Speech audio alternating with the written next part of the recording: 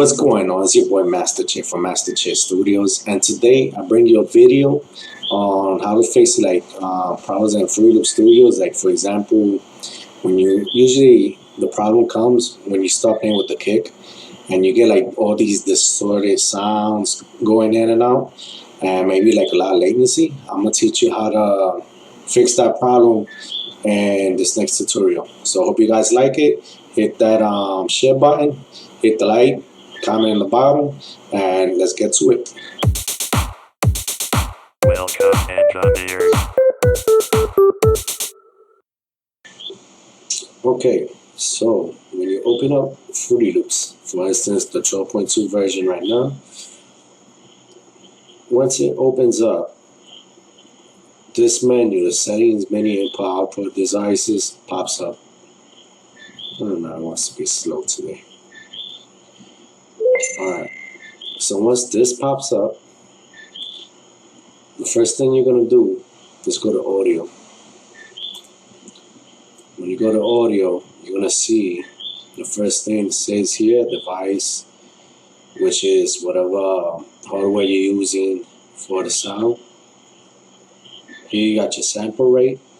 Right now, this is CD quality, which is like studio standard 44.1 kilohertz for the CDs. You could go up to 192 or go as low as 22, but it's always good to stay in 41.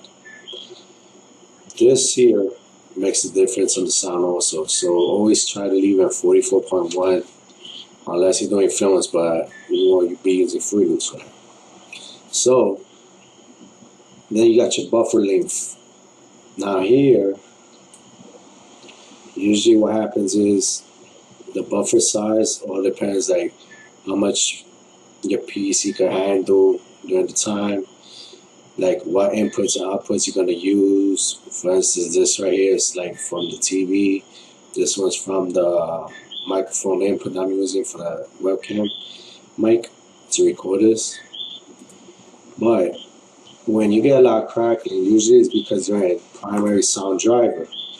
Then you have your buffer lengths here and your offset. Now, if you put your your buffer length is around here, when you play with your kick, let's see how it sounds. And look how slow it's going. And I suppose it's 130 beats per second. Now, you will have to usually move this up. And usually, like, when it hits that first red right here, when you slide it up, usually it's good. Let's see.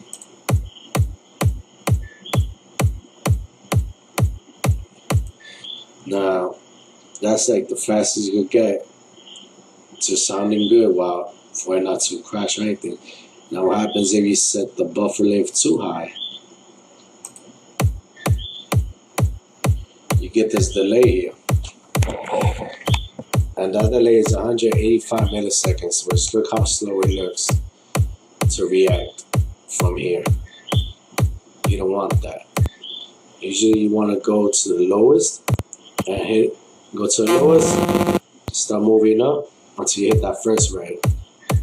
And usually this will work properly. If it doesn't work here, then you can slide it up to the second red. And see, it's not as bad as what it would be up here. So let's leave it back here. And I always like to turn these on to make the operating system run a little smooth. Now, the important part here is the CPU. I always do this since I use 8 cores on my system. And for the resampling quality, since I got 8 cores and 8 gigabytes of RAM, I like to hit it to that. So now it sounds cleaner and it's much faster. Now, what you can also do is, for instance, I have a primary sound card in the system, which is the Axis Sonar VSX audio device.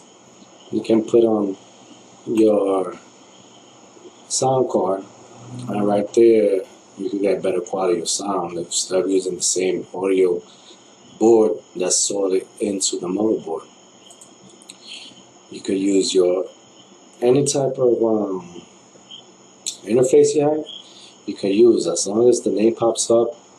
Like if I have a Digio 2, it will pop up here. Like right here says DigiDesign 11 rack, or you got the DigiDesign 002 driver. You can use whatever pops up that you can use as your primary sound card. I will highly recommend it. So for this one, I'm gonna use right now the A6 Sonar DSX audio device. And you see, you can still play around with this and everything else, and pretty much you got your sound. Now, if you have done this and you're still getting all that clicking sound, check here where it says, alright, you got your CPU monitors here. This is to check your CPU. And there's one right here where it says, alright, CPU, load it, CPU load, CPU history, and your RAM. Right now it's 233 megabytes without even doing anything. Press play, see how the RAM goes up. If you add something else, just add stuff.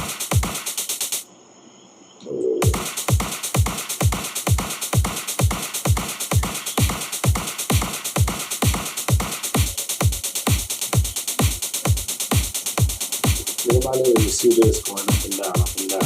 You can see that the CPU is really pushing.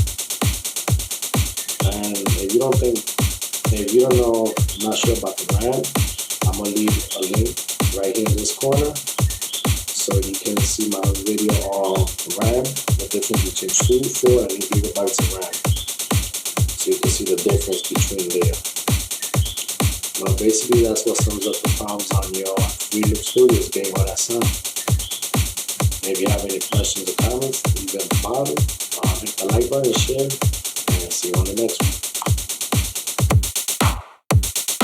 Welcome, engineers.